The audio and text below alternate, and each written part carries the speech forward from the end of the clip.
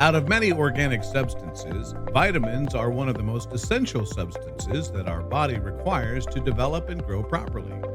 Vitamins are further divided into two major types, fat-soluble and water-soluble. Let's take a moment and talk about vitamin D, which is a group of fat-soluble vitamins that can be obtained from various food sources and directly from the sunlight, and disclose the fact that how it can reduce the risk of being affected by coronavirus, COVID-19.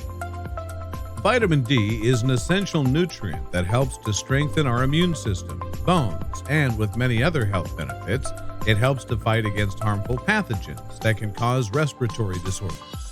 From early 2020, with the outbreak of COVID-19, it was observed that some patients were easily infected and severely trapped, leading to multiple deaths due to the virus. Meanwhile, there were some people who were infected with the virus but soon recovered.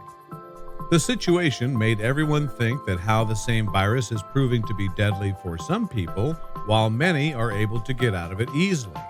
In response to it, many researchers and health professionals who have already been acquainted with it have disclosed the fact that people with vitamin D deficiency were more likely to contract COVID-19.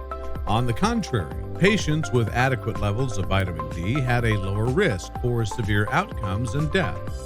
Where it can also be observed that countries that are near to the equator are more exposed to the sunlight and seem to have a lower mortality rate than those away from the equator. Vitamin D is enriched with anti-inflammatory and immunoregulatory properties and is important for the activation of immune system defenses. These properties lower down the risk of various other diseases, including tuberculosis, asthma, as well as viral and bacterial respiratory infections. Subscribe for more news on vitamin D.